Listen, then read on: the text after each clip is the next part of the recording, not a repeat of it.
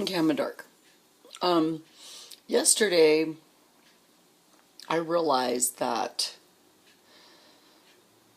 there should be a video that tells you what stage is that a trucker wife goes through. Well, that's kind of hard to make because how do you encapsulate 28 years of truck driving and tell you every single stage I went through? So I was thinking about it last night, and I got up this morning, and I cleaned, and I straightened up, and I was doing all that. And it hits me that other women are going through stages. I'm looking back at you after 28 years and going, I remember that stage. I remember that. I remember that. I remember that. But this is where I'm at today. But I'm going to go and go through time a little bit. Because I want you to know what I went through. And I think that everybody's in a different stage. So, when Tim and I met, we had a daughter, and we broke up. And he got married, and I didn't. And I was very much in love with Tim Thomas, and he had talked about truck driving. And I was like, no. No. So I made videos about that, so you can go look at those videos if you want to. So, in the first 10 years, the first 4 years, me and Tim are in each other's life, in and out, and he was married to Jackie, but he didn't love her, so it was like in and out, in and out. And I'm totally in love with Tim Thomas, but I can't deal with his shit. He's just such a little fucking shit, and and I'm a shit too. And I'm young, he's good looking, I'm good looking. We can get anybody, we can do whatever we want. And let me start fucking moving. Because I'll look and I'll see something that needs to be done, and I'm like, God dang it, I don't want to forget that. So, there are stages in truck driving. A lot of new girls don't believe this, but I swear to God, there is. I promise you. I promise you there's stages. How you're going to get through them, how fast you're going to get through them, I can never know. But, I mean, there's stages. So I look back, and I think of, the most important thing that I could share with you. Well, it's encapsulated in time. It's time sequences. It's like, this is what happened at 6 years. This is what happens at, and I swear to God, I've met a lot of trucker wives, and they'll say to me, you're fucking right. You're fucking right. I swear to God, at 6 years he's doing this. But you're a proud trucker wife. I'm not. So, because we've done it for so long. I know the end result of it. So, I'm noticing that you guys are all going through different stages that I went through, and then and what kind of happened to our marriage and stuff, and then the kids and everything else. So anyway, I loved him, he loves me. We're madly in love. We break up, he gets married, whatever. That ends, and he sees me at the Flying J, and we get back together. And I'm like, no. And I'm doing my own thing. And we end up back together. Again and again and again. And this went on for years. So Tim's in a truck, and I have abandonment issues because of my family and stuff, okay? And so I know a lot of women have abandonment issues because I went through it, and then I talked to a therapist, and she was like, many women go through this. I'm like, okay. But I thought I was all alone, and I was the only one with abandonment issues. So I'm with Tim Thomas, and he's in his first 4 years, and he's exhausted. No other word for it. Purely exhausted. Just exhausted. And I'm raising the kids. Well, he has kids, I have a kid. I have an older kid, so I'm raising the kids, going through the motions. I love Tim Thomas. He drives a truck. And invariably, he would blow his temper, and I would blow mine, and it would just be like, get the fuck out of my life. Okay. And he's jealous, and I'm possessive, so there's that going on, too. And jealous is different than possessive. So, first 4 years, he's exhausted. Literally. He would come in, and Tim is really good at anything he does. Like, when he was a carpenter, he was the best. So he's going to do this thing with the truck, and this truck is a beast, and he's going to tame this beast, no matter what the cost is. No, at the time I didn't know that's what he was doing. That's exactly what he was doing. So, we're in that first, 10 years, and Tim's going through stages. He's going through these stages. At first, I'm exhausted. I'm just exhausted. Truck driving fucking is weird. But I'm going to do it anyway. And I'm sitting here going, you need to raise your kids. You're independent. You're a strong woman. Raise the kids. Be there for the kids. You know, the kids. And this man.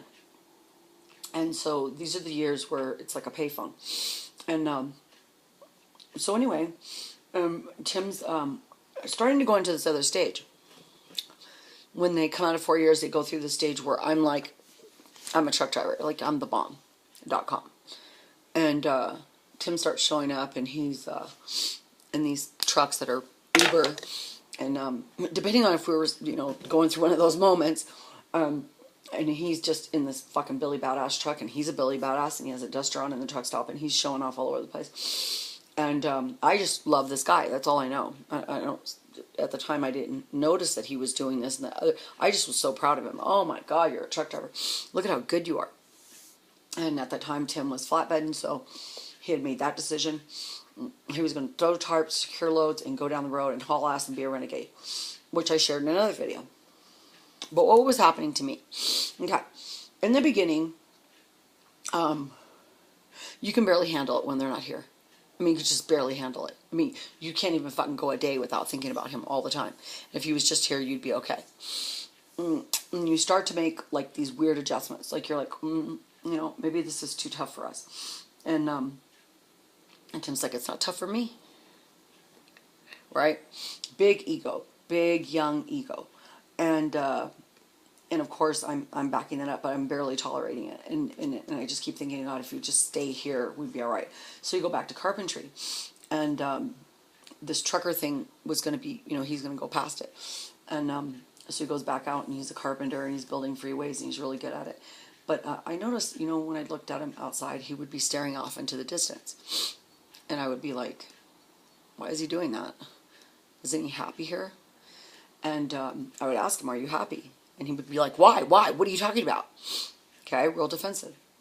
And so that was right in the beginning. Okay, like the first 7-8 years of truck driving. And he would try to come out, and he would end up back in the truck. And he would blame us and say it was because of us, and we needed money, and we were, you know, doing whatever. And at this point, you get real, you're sad all the time. You literally, when they leave, you're just dying. You can't handle it anymore.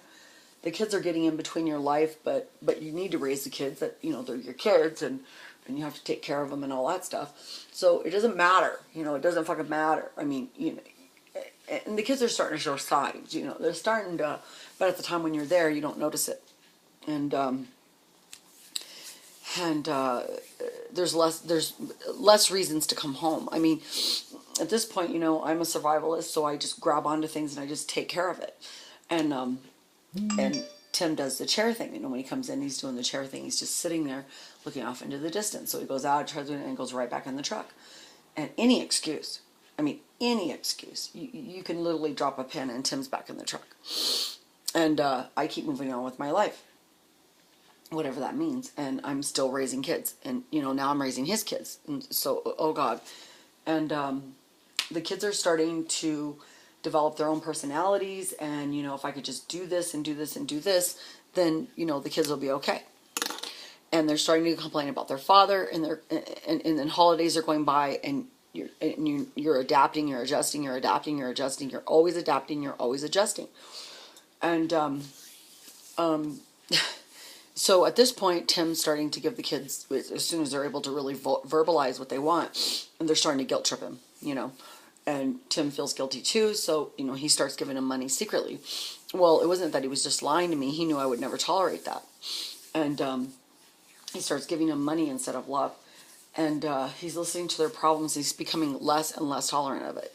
So in the beginning, when the kids were younger, it was like, okay, put up with it.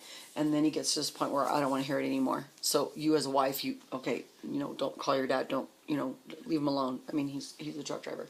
I'm a proud trucker wife. And, but I never really was a proud trucker wife. I was just a woman who was trying to love a man who was on a truck. So Timmy's doing this thing, and he's a Billy Badass, and he's like walking around with a duster on at the, Flying J or wherever he was. and he's just going to run renegade, and he's going to do this thing, and companies are ripping him off, and he hates it, and he's going to buy a truck, and life's going to change, and everything's going to change. And it was just always an excuse, always an excuse. And this is when he tries to come back out, and he goes back in, he comes back out, and he goes back in. Because at this point, you're starting to fight. You're just really fighting. It's like, you're never home for holidays. I'm always taking care of the kids. I'm always dealing with their drama. I'm always doing this and that. And you're too busy. You're always too busy. You're making money, and you're way too busy. And this is 10 years in. And the Billy Badass went away, and the truck's starting to beat him down. And he's beating the truck up. And, he's just super angry. Super angry. And he comes in, and he's like, I'll be in at 2 a.m, and I'm like jumping up out of the bed ready to go get him, because if I can just get him in the house, then we'll be okay. And, if I can just do that. So I would go to the truck stop at 5 a.m. sharp or whatever, like whenever I could, or I'd be like, do you want me to stay at the truck stop till 2 a.m? Like, I would do anything. And the kids are getting older. Tim's making more money, but it's never enough. Holidays are starting to get missed. Birthdays are missed. Everything's getting adjusted to him. Everything is adjusted to him. But the kids are used to me. I'm the mom. I'm the dad. And I try to go local. There's just isn't going to work. And excuse. And I keep looking at Tim like, maybe you need to do this at this stage at 30 years old or 29 or whatever. You probably need to do that right now. And he wouldn't do it. He just wouldn't let go. And, at this point, we're already in deep. You know what I mean? Like, that you'll do anything. So the kids are starting to get a little bit older, so now I can go on the truck. They're pissed off as all get out. I mean, they're just like fucking issues galore. And the girls are just, the girls are all fucked up. They can't even stay in a relationship because of abandonment issues with their father. And the girls are having horrible teenage lives, and then they're starting to get older, and they all turn 18, and everybody's raised. And I've made my adjustment, and every time Tim calls, I'm on the phone, and I'm always there for him. And I'm there, I'm supportive. But inside, I was like dying. And so anyway, Tim goes past the Billy Badass stage, and he's starting to get his ass kicked by the truck. And so he's going to work for this company, that company, gets robbed, obviously. They say he's going to be able to come home. He can't. They say, you're going to make this per mile, and he did. And the harder Tim drove, which he's a really strong man, the more money he made. So at one point, we sever, and then we come back together. And I said, if you could just come home at 3 weeks, that's when I start checking out, is at 3 weeks. The 3-week period is where I check the fuck out. And now I'm mad at you, and every time you call, I'm pissed off. But remember, I'm carrying everything on my shoulders. He's taking less and less responsibility. He's getting further and further out on the road. He's doing more dangerous loads. Things are starting to build to a bigger experience. And the more he's doing that, the less we're cooperating at home. And so he calls, and then we tell him, and then he gets mad and slams the phone down. He doesn't want to deal with any problems. He doesn't want to cope with anything. And then we'd come in, and he would be sitting on the chair, and I literally call it sitting in the chair because that's all he did. And, he's this great carpenter, but he can't fix shit. He's breaking everything in the house. And I need a handyman, but I'm not saying that to myself. So I would, he's going to come home this time, and we're going to have a great time. And invariably, the first week, you fight the whole time because he's adjusting to being off the road. And he hates it, and he can't wait to get back out there. But he's telling you, he loves being home. And you have sex, and you make up, and kissy face, and all that stuff. And then he gets back on the truck, and it all starts all over again. Now, at this point on the phone, I'm starting to just be like, well, I'll call you later.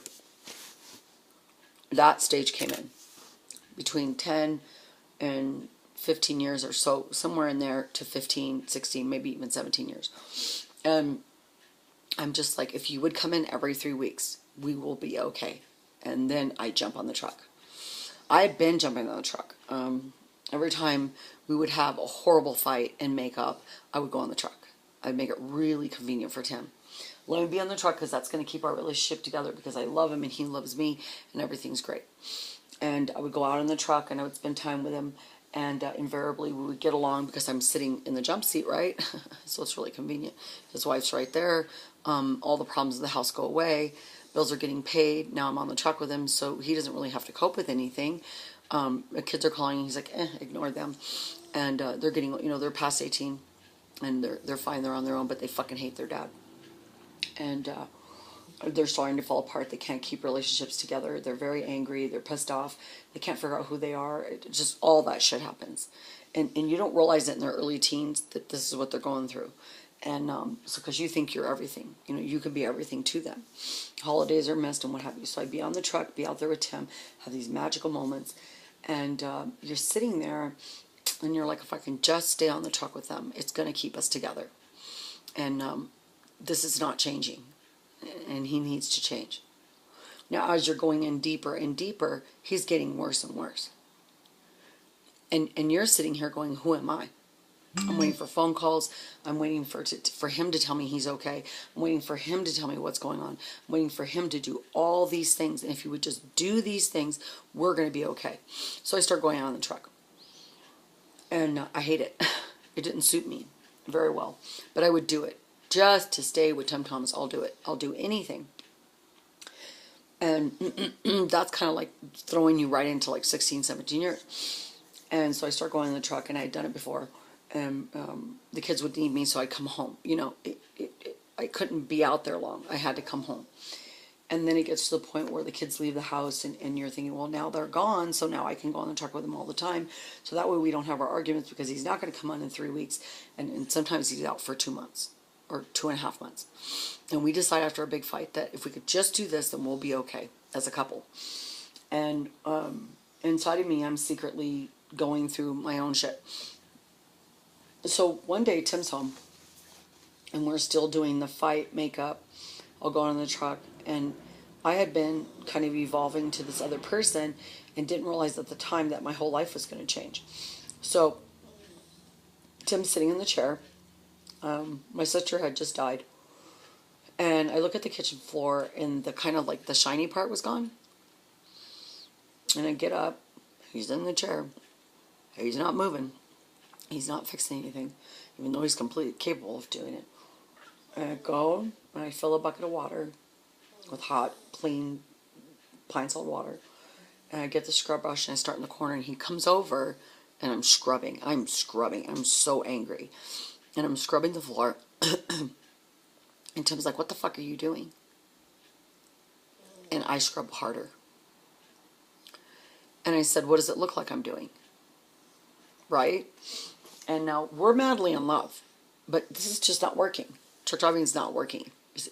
We've grown apart. Like the kids, everything. It's just all a shit show. Holidays have been missed. Like everything is adjusted to you. Everything's for you. Everything. Going to the truck stop, picking you up, it's all for you. Cleaning the car out so you can put your shit in there is all for you. Me keeping the house maintained is all for you. But who am I? So I'm seeing this trauma specialist, and she's like, when are you going to start your life? This is at 35. I'm 50 now. And I said, I don't know. I don't even know who I am. And she's like, well, let's find out. And now, mind you, Tim's still out in the truck. He's still in the truck. He's tried to come out like 5 million times. It never works. He would just stare out into the fucking trees, and you would go, he's not happy. But he would never fess up to not being happy.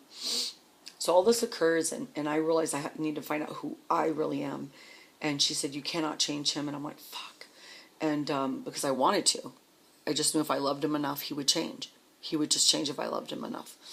And the kids are over it. They're done. They're moving on. They're starting to grow on their own, and they're calling Dad less and less. And at this point, he's like, I don't want to hear the kids' shit.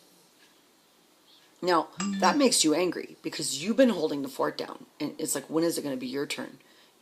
But you're a truck driver, so it's okay. And so he's out more and more. The 3-week rule gets broken over and over and over again. And it was always our fault. Always our fault. He didn't say that, but it sure looked that way. And Tim's sitting here. I'm scrubbing the floor. I go down to the basement. I shut the basement bathroom door, and I just scream and cry. Scream and cry. No matter how many times I cried when Tim left, these tears were different. These were like core down to the bottom bone, soul, core crying. Of just years and years and years and years and years and years and years of promises, broken promises, everything. All of it. Throw it all in the pile. It was all grieved out right there in that night. And he stayed up here. He didn't even go down there. He was terrified. So one day he's sitting in the chair. Go forward in time. So I'd been on the truck with him. The kids were on the truck with him. Everybody has adjusted for this man. And he's determined to drive this truck. He's absolutely, at this point, he's a Billy Badass. He is truly a Billy Badass. But inside, he's becoming less Tim Thomas and more truck driver. I'm not proud. I'm trying to figure out who I am. So I'm down there, and I come back upstairs, and I just keep scrubbing. And he's sitting in that chair right there. And I'm just scrubbing and scrubbing and scrubbing and scrubbing. And the dirt, the shit coming out of the floor is just black. It wasn't like when you looked at my floor, it was black. It was just that I was scrubbing it so hard that every granule of dirt was coming out. And I'm scrubbing, and he's just staring at me like, what the fuck is going on? And inside I realized that there were so many broken promises, so many holidays, so many adaptations for him. Everything was always adjusting to his feelings. I waited for phone calls. I cried all the time. I've shared this with him. We'd go back out on the road together to make it better. The kids were getting in between our relationship. They're gossiping with their father. And he's not giving them any money at this point. He's just gossiping with them. Because they've created this weird like circle between the kids and Tim. And now I'm unaware of all this. I'm just going on with my life. I go to school, I get my degree, I'm doing this, I'm doing that. I'm a 5+ year hairdresser. I don't want to do that anymore. I've decided I want my life to change. And I'm going to find out who I am. And Tim doesn't get it at all. He's looking at me like, what the fuck is your problem? But the more he's coming in, the more miserable he's getting. So I see him in the chair, and I'm sitting here, and I'm embroidering. And he said, can I tell you something, Sin? And I said, yeah. It was like 20+ years. I said, yeah. And he said, you're happy.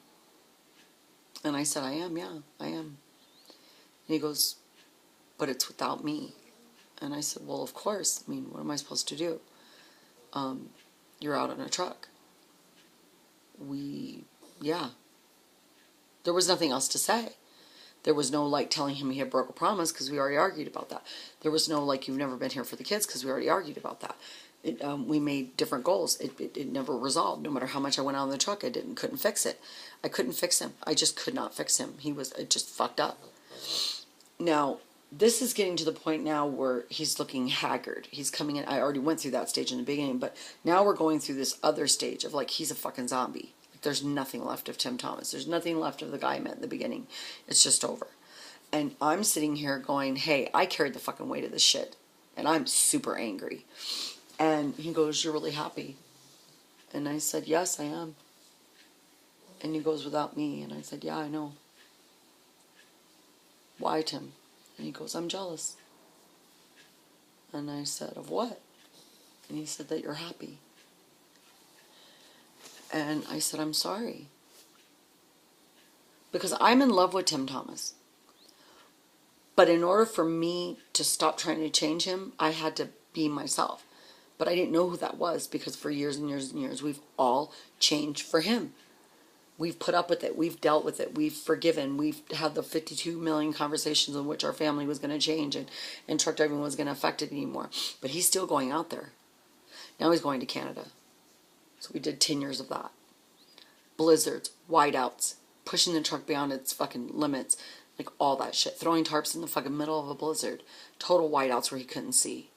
Phone bills that are $700-800 because, in Canada you're not going to get free minutes. The kids are now leaving. They're gone. They're starting their lives. They're over this whole fucking temper tantrum of not having a father. They're over it. They're not calling and gossiping anymore. They're saying, well, Dad, this is what you do. And I'm becoming happier. I'm finding my own identity, and I'm not mad at him anymore. I just look at him and go, that's what he does. And so he says this to me, and he was really depressed. And I'm looking at him going, because at this point I'm not trying to change him. But I won't go out in the truck, and he knows it. I've built a life. Nothing revolves around him. When he used to come home, I would cook the whole night before. The whole night. Making all his favorites. And I would put him on the kitchen table and I would lay this buffet out for him. Because, my God, my husband doesn't get a good meal. Right? And that's just the type of woman I am. So I lay out this buffet. Well, now it's getting to the point where, like, he tells me he's coming in at 2:30 in the morning. I'm like, I'll see you at 11:30. Why, are you busy? And I'd say, yeah, I am. I am busy. And I was. And I was feeling good about myself. I was getting some self-esteem. It wasn't about Tim and adjusting for all his changes. It was me discovering who I was and that I was going to move on with my life. It wasn't about a trainer. It wasn't about a gym. It was about really, really finding out who I was without Tim Thomas and the kids and everything. Now I have empty nest syndrome. I go through menopause and all that. So Tim comes in. Now the 3-week rule went out the window a long time ago. Tim pushes to 6 months. That was not his fault. That wasn't really... At 3 months is where we start fighting. And the 4th month, it's like, I don't care. And then the 5th month, it was like, do you realize you've been out there for 5 months? Now, he's only done this one time. But when he did the 6 months, I said, do you realize that's a half a year? Do you realize that I don't even know who you are anymore? Do you realize that even if you call me and I see your face, it's just, you're so removed from me? And he's like, I'm sorry. I said, I'm sorry. And it wasn't Tim's fault. It really wasn't. It was truck driving. And then he went through it 3 months and had the flu, and he didn't want me to catch it because I was a vegan and all that stuff. Because my life was different, right? Finding my own happiness. So I scrubbed the floor. I went downstairs. I had a fit. I cried. And I talked to God. And I realized that my life was going to move on. Timmy caught it. And so he comes home. And I was sitting here. And this is right before I got sick. And he was obviously buying another truck. Didn't tell me, which was kind of strange. Is that Tim Thomas? Probably. See how I ignore it? Because you have to at some point. Because if I'm doing something that's more important than just answering the phone for Tim Thomas. I live my life on phones. So, Tim's sitting there and he said, Sin, can I tell you something? I'm embroidering. I'm sitting here doing something. And I said, yeah, what's going on? And he goes, I'm a prisoner. And I said, a prisoner of what? Now, mind you, I've seen him try to come home and work local. So let's back up. So I already been through this stage that I seen him and knew that he was determined to be, although no, my husband's on the ice road. Do you hear him calling? Am I answering? Not because I'm mad at Tim. Because when I decide to do something, he needs to be on the back burner until I'm done. Okay. Determined. So he's sitting on the chair and he says, I'm a prisoner. And I said, a prisoner of what? And he said, I'm a prisoner in the truck. No matter how many times I try to come out of prison, no matter how many times I'm taken out of prison, I always end up back there. And I said, yeah, I know. I knew that like 13 years ago, 14, 15. And he said, at this point, I think I understand that I'm going to be out there for another 20 years. And I said, oh, you finally accepted that, huh? Because at this point, I had already accepted it. I had moved on. I had moved on. I was happy here without him. I didn't need the phone call, just like right now. It's not anger. It's not nothing. It's that I'm my own person. I'm my own identity without you. And he said, I said, what would you do if I handed you the keys to the truck right here? And he said, I would grab those damn things, and I would kick and throw them as far away as I could from myself. Now, this is 20 plus years in. This is, the damage has already been done. This is broken promises, not coming home when he said, truck companies screwing him, me being out there all the time with him, doing everything we can to save our relationship. And yet we're still going through it. I looked at him and I said, I'm sorry you're a prisoner. And he said, I did it to myself. And I said, I know. And he said, how far are you going to go away from me? And I said, I'm not going to go far at all. I'm just learning to be happy with myself. And he said, Sin, I'm sorry. And I said, it's okay. And he said, I'm going to have to do another 20 years. And I said, I know. So the moral of the story is you're going to go through stages. You're going to hang on. You're going to hope he changes. You're going to do all that.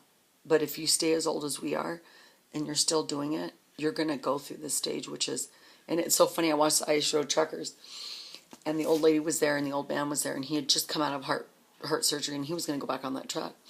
And they asked her, they said, how are you doing? He's gone to the ice road. And she said, it's just another road. That's where you get at this stage. I'm not angry. I'm not mad at Tim. I'm madly in love with him still. But in order to keep things going, I had to find out who I was and what I could be. And it was about my growth. Tim is my partner, my lover, my best friend. But he did it to himself. The kids have now outgrown the anger. His son has now become a truck driver, which I told him not to do, but he did it anyway. And I have moved on with my life. I still worry about Tim. I love Tim. Now he wants to be home more. And because I've already been through that stage of like, oh, he's not coming home, I've learned to cope with it. He's just learning. He's just figuring out that he likes to be here with me. He has just figured out that it's not about the kids anymore. He has just started to figure out, after 28 years, that home is good. And that when he calls me at 2:30 in the morning or leaves a message, I'll be there when I'm ready. I'll be there when I have things that I need to do done. And you may sit there till 12:30. And that's okay. And it's not my fault, and I still love you. But I've built a life without you. It's not because I'm angry with Tim, and it's not because I'm sad. I've already went through those stages. When it's the first week and it's empty, I already have a set thing I do to break out of that. Sometimes I'm amazed after 1 week and something different comes up because I'm just so used to it that, I've created things to make it better when I come home. I always have an immaculate house. I always have the TV on, so when I walk in, I don't hear the silence and freak out. On the third day, we call each other and say, I miss you so much, I think I'm going to die. And then 2 weeks into it, I realize he won't be home for 4 months. And that's the truth. And we don't not love each other. We respect each other more than we've ever respected each other. But Tim is just now realizing right now that this is a decision he made and he has to live with it. And it's not our fault anymore. And us needing money is not the reason. And us needing dental is not the reason. And us needing medical treatment is not the reason. When Tim came through the door and he seen me sick, Tim had a very big slap in the face. And it's like, Cindy may not be here. Cindy may be gone one day. And Tim said, I'm going to the ice road. And I said, if that's what you have to do, then do it. And he said, I want to go on vacation with you after 28 years. Tim is an expert at what he does. We've went through everything with companies that you can imagine. Tim and I have our set ways of believing what truck driving is about. They have stolen, really, literally, the soul of my husband. And he is a prisoner by choice now. He doesn't try to come out of the truck because coming out of the truck only means he's going to go back in. He's in the truck now and he's an expert. And so that's why he's there. He's not there to play games. He's not there to make friends. And he's not there. He's there to make money. That's the only reason why Tim Thomas is there. If he had the set of keys, he would throw them for what he's lost out there. But there's no way to get it back. So I looked at him one day and I said, it's just me and you now. And he said, yeah, and I'm sorry. And I said, it's okay, Tim. So we've forgiven each other. We've moved on. And now it's about me and Tim Thomas. And the ice road, to me, is one of his flags on his jacket. One of metal that says, Tim Thomas gave up everything.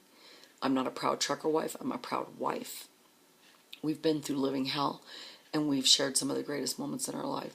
But when Thanksgiving comes, sometimes my husband is not home. Christmas comes, and it's still celebrated on another day. Now the kids don't come home for holidays. They've had it. They have their own holidays. I'm used to birthdays not being celebrated or anniversaries. I'm used to answering that phone and saying, how was your night? That's what you come to at 28 years. You come to the point where both of you acknowledge that you love each other and you got through it, and now they're the best at what they can be, and the kids have gotten over it, and now it's time for Tim Thomas to look at himself and say, I did that to my family. And he regrets every single moment. And we have all moved on. And now it's just me and Timmy. So, if any of those stages help you, I hope it does, but you'll never change him. Ever. That other person has free will, and they're going to do what they need to do. But what are you going to do? That's the question. What are you going to do?